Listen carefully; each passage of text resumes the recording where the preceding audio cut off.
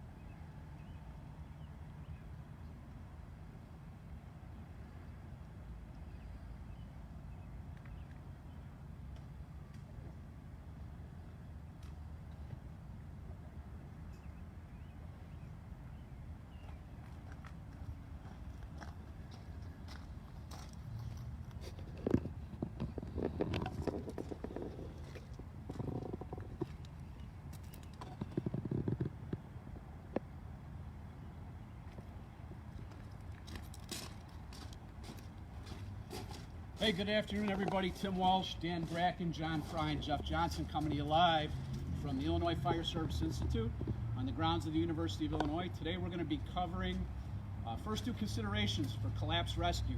So we have three very good instructors from the Structural Collapse Rescue Program that are going to go over tools, techniques, and first due considerations for you. Please hit the comments section and pick up the handouts for today's teaching, so you can follow along with us or using your trainings later. Let us know where you're watching from, and we appreciate you being with us today. So without any further messing around, I'm going to turn it over to Danny and John, and we'll get started. So we're glad you're joining us. Good afternoon, everybody. Dan Bracken, Polson Fire Department, teaching the Structural Collapse Program. John Frye with the City of Oak Park, and I also teach with the Structural Collapse Program here at the Illinois Fire Service Institute. Jeff Johnson, retired out of Lyle Woodridge, teaching the Structural Collapse Program. Today we're going to start down here with Dan Bracken is going to start going over some tools on the basic engine companies and the basic truck companies as well.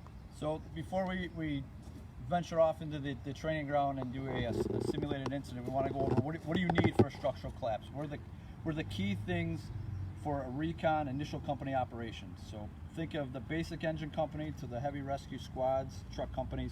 We're going to cover just a litany of tools that give you a little bit of an idea where you can start. And as we go along, obviously, one of the most important things is a clipboard. This is not like the fire ground, where on the fire ground we're getting off with all our tools, we're stretching a line, we're going to work right away. Here, we want to assess the situation and get a global view of 360. So, a clipboard, a pen, right? Our fog manual, a lot of reference in the fog manual that we can get, we'll touch on later. Paint, caution tape, a 4-gas monitor, webbing, a thermal imaging camera, flashlight, a hot stick, tack stick, a set of conventional irons, a pipe pole, Stokes basket, and as you can see underneath the Stokes basket, we have a door, and on the side here, we have a kitchen chair. Two things that we can use when we run out of Stokes baskets and backboards.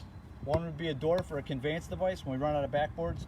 The chair would be for running out of stair chairs or any way we can convey people once we run out of material.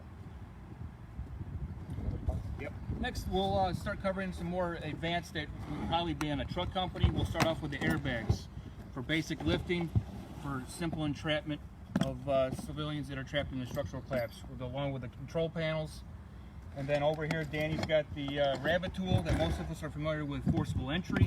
However, again, it can lift quite a bit of weight on 9 inches of spread, very simple and very fast.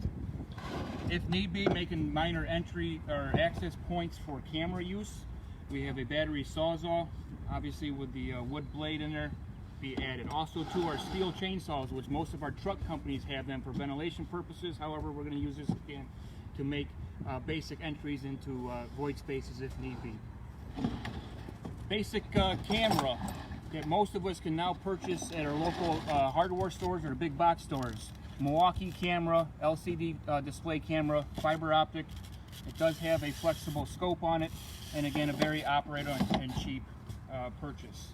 Then we move up all the way up to our hydraulic tools, our hydraulics, either from Genesis or Hurst or whoever the manufacturer may be, but most of them again have us on the engines or the truck company that we can use for the structural collapse incident.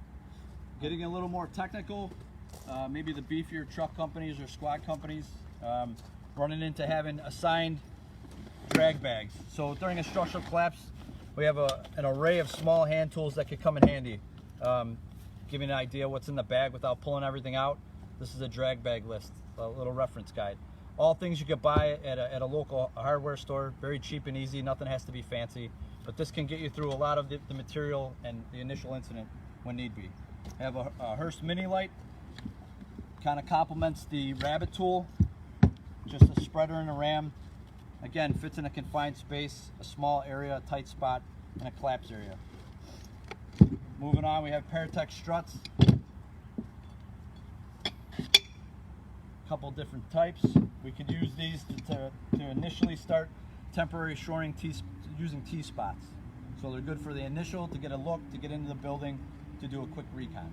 All these tools that you've seen on the table here are all initial tools we can use. They're not going to sustain for the incident. We obviously need local TRT teams, USAR teams, heavier equipment and caches, but this is what we chose as our first company operations, what 90% of the world probably has out there. With the shoring, some of us may not have the pneumatic struts on our vehicles. However, most of us will have some type of cribbing material. In this case, it's a 4x4 by 24 inches on center. The biggest thing that we want to remember with cribbing especially is that we have a solid base on there, given that we are going to max out these 6,000 pounds per contact on this shore tower here. Next, we're going to move over to the size up area of our structures. We're going to cover the initial recon size up, which is different from a fire size up. So you have a Fireground 360, the initial company, engine company, truck company pulling up, does a building dimensions, what you have, what you see, what you need. When it comes to a structural event or an initial collapse, what made the collapse occur? Was it a natural disaster, a man-made disaster, an explosion, tornado, hurricane? We have to take our focus from the initial coming off the rig and quickly addressing it to the global view of getting our hands around a block or half a block or 3 block radius. So we're going to cover that as we walk this way. As we approach this area, again, we're going to start looking at the corners of the buildings. That's our safest entry point into this structure. Some of these structures, as you can see, may only have cosmetic damage done to them, as the first building here, as the siding or the covering has come off due to a tornado activity. We also have multiple cars here that either have compromised either the building itself or they have caused gasoline leaks, additional hazards that we have to look into, also too with additional possibility of more civilian victims. As we go down too, we have telephone poles that are down that we want to make sure that we secure the electrical hazard that we have by using some of those tools that we already went with a tack stick. Also too, this would be a good time to use that quad gas. Again, we want to look for the hazards of natural gas, propane, whatever that gas may be that heats that residence or that structure. As we come forward here, we can take a look at these buildings further. If we look at this middle one, the brown, we see that now it's starting to be racked, where the slanted or cracked window along with the door itself. We also now have a car that's on its side. Again, creating an additional stabilization hazard that we have to mitigate. As you see, we have to evaluate the whole entire scene before we start mitigating or rescue of civilians. Again, we want to make sure that we do not put ourselves in additional risk that is not necessary. Our number one priority, obviously, is getting a handle on the entire block here. What's the address?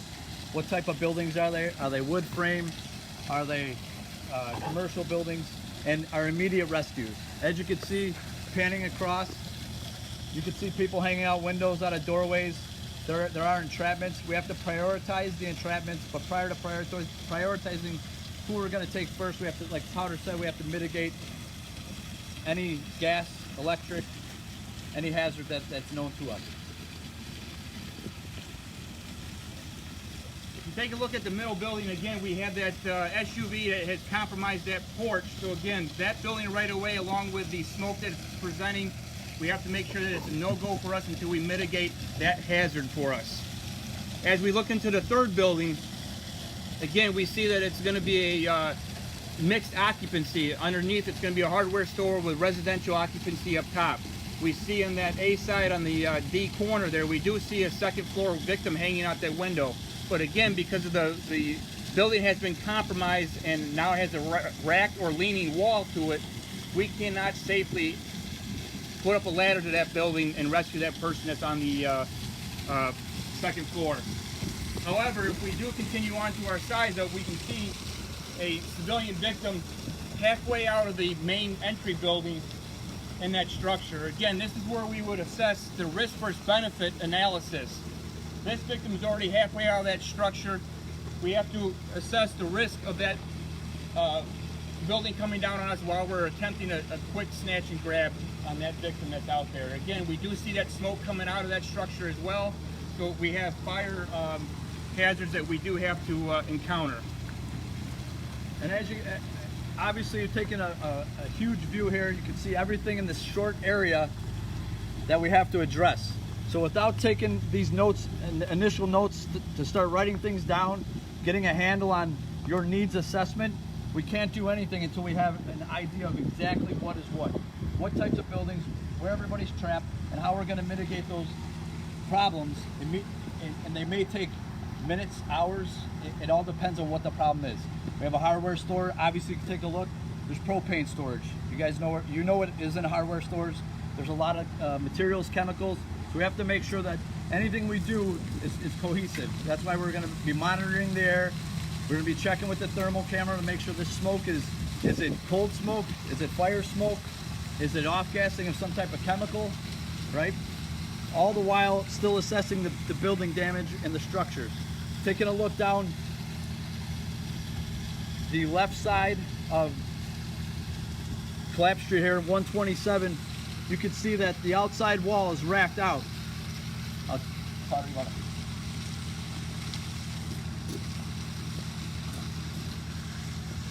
As you can see right now, again, the racked wall or leaning wall is already starting to pull that structure. Again, that's what we have to mitigate before we have sent any rescue personnel inside. Also, too, as we can see in this building, we can see that through the windows, we can see that there's been floor compromises as well. Again, it's key to get as much information to the incoming units, the additional resources or command that's coming in as much as you can. This is when, again, you would be writing down as much information and sketching material and handing that over to command when they come. Okay? Now we're going to scoot on over to show you a lifting operation. Hey everybody, thanks for participating today. I'm letting John and Danny get set up so we can show you some tool demonstrations before we go with the live evolution. First of all, we want to thank some partners while I'm walking back to where they're going to be operating from. I want to thank Chicago's Bravest Podcast for the really swank tech gear they sent us this week. Those guys have always been in our corner, and you should check out their podcast if you can. I want to thank Hearst Rescue Systems. Paratech, Genesis Rescue Systems, Milwaukee Tools, and all our other partners here down at the Illinois Fire Service Institute. As you can see, as the camera operator has been panning both to her left and her right, this is where we operate. This is where we teach collapse rescue on the grounds of the Illinois Fire Service Institute. When you come down here, only your first day is meant working on tools and being familiar with those tools. And then on the other days that you're here, you're actually putting those tools to work. You're in the pile, you're tunneling and looking for victims, and you're operating just as you would on a natural disaster or a man-made disaster.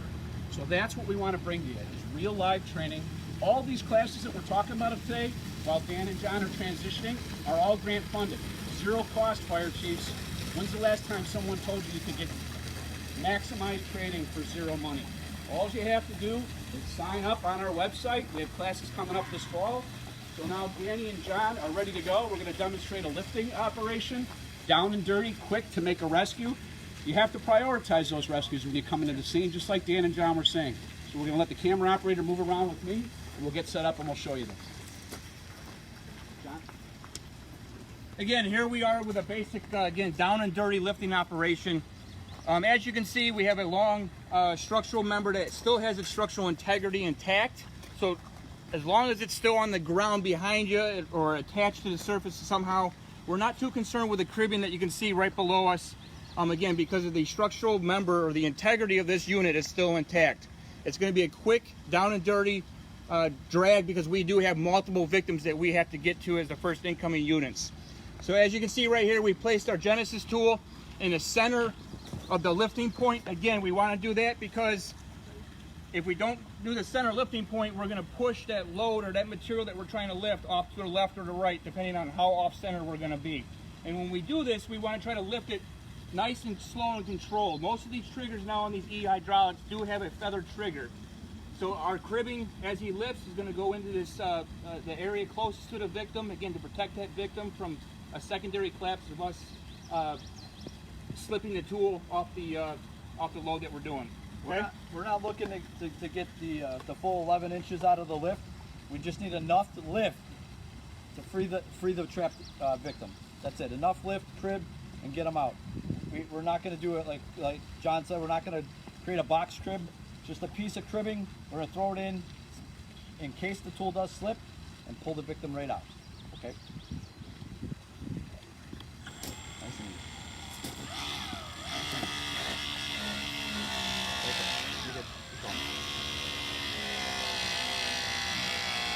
Communication's key during this. As the cribber and the person operating the tool work, we want to make sure that the cribber and the person lifting the tool are working in sync. Again, the person operating that tool does not want to let their hands off of this tool. Typically, they will be the first ones to recognize that load shifts. Stop. Okay, at this point too, we have enough room to get this victim out and then put them onto a Stokes and take them over to EMS.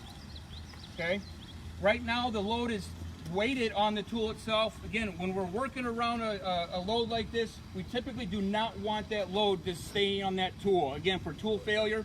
So we do want to set it back onto our crib tower that we placed, or our showing material. So again, he's going to go down slowly, nice and controlled. The load's been transferred. It's now on the piece of cribbing, and our victim is free. Down and dirty, lift, and this could be one of 5, 10, 15 that you may have to perform in this incident. Not so much outside, but it could be interior, lifting floor joists, pieces of flooring. So if we build a crib tower here with the equipment we have off the engine, we're going to run out of material real quick. So be mindful of your resources, which is why we call it just a down and dirty lift. Get them in, get them out, and move on to the next thing. John? All right. Next, we're going to show you kind of like what the process is at full speed. They're going to address all the hazards that we just talked about, the gas, the electrical, the water. Again, depending if they can get to the water shut off, it might be a water main or a hydrant that has broken off. If it's not creating such as a hazard that we don't need to mitigate it right away, we pass it up. Okay? Again, we want to size up and evaluate and draw as much information, capture as much information, either by drawing it or taking a picture with our cell phone and passing it over to command so we can call in for additional resources. Take a look at the handout, the Recon Pocket Guide. We're going to cover 5 of those 8 positions, but we're not going to label them as such as a rescuer, hazmat. We're going to utilize those. We're going to utilize those positions in a way with the first due company, but we're going to stay within that wheelhouse of the recon handout. So it's going to cover our lockout, our communications, our environment. We're going to cover all those things with the initial company and move from there. Where obviously that is a good tool to have to set the table for resources coming in. Timmy? So as Danny and John are getting set up again and we're walking over to our aerial view so we can show you this in real time, just like Danny said, we want you to refer to the Recon Pocket Guide and we want you to refer to the fog manual. Those are cheap items that any fire chief can purchase and put on every first due company in your area where you operate. The reason that you want to have those is because there's a lot to remember for technical rescue. And it gives you indications on what you can do at both the awareness and operations level. There isn't a building collapse awareness program anymore in the state of Illinois. So operations is your first level of training. And it's a great way for you to get your members trained and learn how to operate all these tools. As I said before, we couldn't do this without the help of Paratech, Hearst, Genesis, Milwaukee Tools, and Bosch Tools. You get your hands on these tools every time you're down here working, whether as a student or if you're deployed, or any time that we can utilize them. Also, you'll see the actions in the Recon Guide that we posted in the comments earlier today that Dan and John are operating under. They're going to act like a first due company operating on the scene. We're going to move our camera to an elevated position, so bear with us. It might take about 30 seconds of your time until we can get the camera where we want it, and then we'll show you the shot live in real time as to how to go to work on a building collapse for a first due company.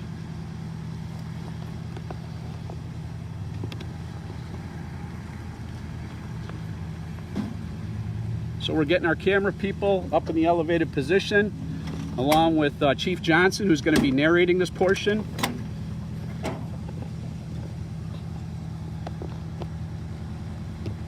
All right, as we talked about earlier, our first due companies are going to be taking care of that fire 360. We're going to be looking into whether or not we have a fire, electrical hazard we need to address, natural gas, hazmat, or a fire. Those items have to be addressed before we can start doing an active recon inside the buildings. We're going to get up into position here. We're going to show... Dispatch Squad 1 for dispatch. Your assistance is going to be needed for a tornado collapse or tornado activity that caused collapse of 3 structures. Your additional resources are required at 123 Main Street. Squad 1 message received. So as the lads are getting on the scene, they're going to start working with securing those items that I talked to you about. Securing the gas. If they can secure the water, great. Dispatch Squad 1. Squad 1, we're going to receive 123 Main Street. We have a large collapsed area. Looks like 3 structures compromised, multiple vehicles on its side. Start all our utilities in and start a TRT box in and notify our PD, please, our police department. All right, Squad 1 requesting utilities and the PD and Public Works, got it. So as you heard the squad ask for more resources right away, it's better to get them coming as soon as possible. You can always turn them around if you're not going to need them. We want the utilities there. Can they get to the Buffalo box to shut off the water main? Can Ameren or... Command Squad 1. Squad 1, go ahead for command. Yeah, Chief, we're going to break up to Squad 1 and Squad 1A. Squad 1 is going to have the A building. We do have 2 civilian victims, one hanging out the window and one at the entry point of our hardware store on the south end. We are drawing a detailed map. We'll give you information in a minute. All right, message received. Also see if you can grab a building representative from at least one of the buildings. Maybe we can get a count of how many occupants we might be dealing with. We'll start it off with an EMS box for right now. All right, message received. Want to get that help coming right away. You heard the squad officer mention about getting the PD. We want the police department to get a liaison to the command post. That way we can have the police to start secure the area. Deny entry to civilians. Also help with traffic coordination. We need to have, hopefully you have mutual aid chief officers that are going to come in and help you out. Get a scribe. Get somebody to start taking notes for you. as you can see, from an elevated position. That way the command officer can have as best of a six-sided view as he can. They're doing the Squad 1. Squad 1. Send Squad 1A to get that victim on the hardware store at 127 Main Street. 127 Main Street on the first level. All right, Squad 1A, you copy that message? We'll do a hasty rescue of the occupant outside of the doorway. Squad 1 to Squad 1A, we've secured the gas and the electric is also off. Command copies that message as well. By getting those mutual aid chief officers, you can start delegating and start sectoring off the incident. Get somebody in charge of EMS. Identify a casualty collection point. Make sure we have a good turnaround area so we can receive ambulances into the scene. Do you have an EMS collection point set up yet? Yes, the EMS collection point is going to be set about 100 yards west of the incident. Make that 100 yards east of the incident. 100 east, got it. That casualty Squad collection, 1A to Squad 1. that casualty collection point will start having We're looking for it all quiet. We're going to hail our out. EMS We're looking for it all triage quiet. teams can report there right away. And start running our ambulances through there. Easy ingress, easy out. All quiet. All companies operating at the three buildings at 125 through 127 Collapse Street. All quiet, all quiet.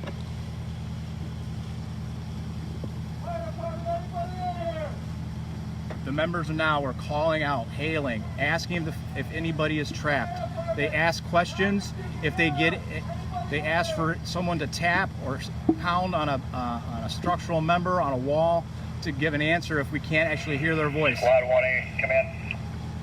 1A. We have 2 confirmed victims in 127, 1 in 125, and no confirmed audible from 123. You can lift all quiet. All companies operating Collapse Street. We're going to secure the all quiet. Back to work. A follow-up question that we want to ask: if we hear somebody tap, a response to is there anybody in here, tap for how many people are with you. So if they have 3 other people, they can tap 4 times for a total of 4 patients. Ask them easy questions to respond with yes or no's. That's very important. The fellows are still continuing around checking to see whether or not our hazards have been mitigating. They're using a thermal imaging camera. They're going to be using their 4-gas meter. If they're getting any readings on their 4-gas meter other than normal limits, we're going to have to suspend our rescue operation until we can get those teams in to mitigate that. Make sure you have a hazmat team coming to help out with any potential hazmat. We can handle natural gas if it's leaking at the meter, but the gas company coming in might have to actually dig up and find the box out in the street. Setting the stage. It's very, very important for that first due company to set the stage. The first 5 to 10 minutes that they set the... Squad 1A. Command, we do have 1 additional victim down here on the surface that is lightly pinned on the Alpha Delta 123 Main Street that we are going to rescue right now. All right, message received. That's going to leave us with only one more ambulance. We'll go to the 211 for the EMS. Taking that first 5 to 10 minutes, setting the table right will help us set the page, set the table for the incident for the next 5 to 10 hours or even the next couple of days. This is an incident that's not going to be done and over with in your shift. You'll be doing a handoff at the end of your tour, whether it's at night at 1900 or the next morning at 0700. So as we start to go down, you'll still be able to see some of the companies still doing some work. They won't be able to access the patients that are hanging out of the second floor building out of the 127 gray building that's racked. As you would look at it to the left, because we cannot throw any ladders to that building until that building has been secured.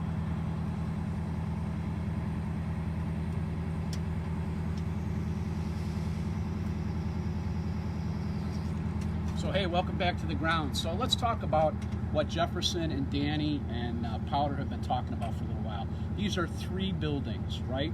In your hometown, in your jurisdiction, you may have 3 blocks, each with 10 buildings on them, or your buildings in a rural area may be spread out much further, maybe 10 or 5 miles between each building. And it's your job as a first due company to make an initial assessment, make surface rescues, contain all mitigation that you can handle at your level, and then call for help.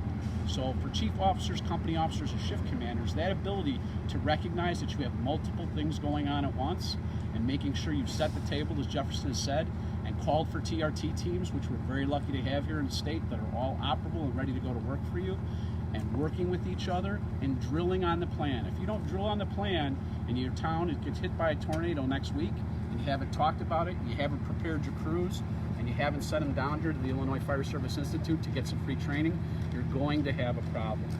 So as you can see, the fellows here are using a door. In a large-scale disaster situation, such as a tornado, you may have to use a door to remove a victim. That may occur. So you need to be able to think outside the box and use what tools that you have at your disposal. I'm going to turn it back over to John and Dan right now. I'm going to check to see if you guys have any questions. I'm going to go off the camera, and then we're going to move through the day. But we appreciate you joining us so far. So Johnny and Danny, would you cover the main points for today, please? And then we'll take any questions. Again, as you guys can see, the basic tools that we use, most of us have them on our engines or a truck or even a squad company. For the initial company operations, it's very important to size up these structures so we don't get ourselves into trouble. Again, they are different than the fire scene, and we have to look at the additional hazards of the building further collapsing on top of us as we're pulling out the easy victims or that we see right away. One thing we didn't address at the table when it comes to tools is that one tool that everyone has in their pocket 24/7, which is your cell phone. So don't be afraid to take your cell phone out. If you don't know the address, you don't have any idea of the geographical area, pull it out, see if you can pull the map up, and use those mapping tools to give yourself a square, an area, a radius of where you are, and even maybe some of the addresses that you're at. Obviously, if you don't know the addresses, you're in a rural area, we're gonna make them up, right? This is the Alpha Street, building 1, 2, 3, and we're going to carry on from there. We'll create our own grid and a mass casualty and a mass tornado incident if there isn't one there for us to take off of. Take pictures, right? We're doing a 360. You're calling for additional resources. You have the USARC teams coming in, TRT teams, MABIS teams coming in. Whatever your resource request list has, take pictures. Start sending them, forwarding them to the teams coming in. The better prepared we are when they arrive, the more we're going to get done. So utilize that technology as best you can. So hey guys, we appreciate you joining us again today. Remember, you have in your comments section, you have the recon guide, the link to the FOG manual, and today's teaching points, so you can talk about this at the firehouse. You need to exercise this, especially in rural geographic areas here within the state of Illinois. Have those phone numbers ready to go. Know what your resources are. Exchange phone numbers, have a plan, and work together to create rescues. We'll be taking next week off for the 4th of July holiday. Happy 4th of July to everybody. I hope you have a good one with your family. We'll be back Tuesday night, July 7th, for Grain Bin Rescue with Dave Newcomb and the Ag Rescue crew. There's been over 30 fatalities in grain rescues this year across the country due to the wet harvest last year, and we want to make sure we cover the latest in grain rescue for you. So thanks to our sponsors today that participated again, Paratech, Genesis Rescue Systems, Hearst, Milwaukee Tools, and everybody else here at the Illinois Fire Service Institute that supports real live fire training like nobody else in the country. Thanks for joining us. We'll see you in a couple weeks.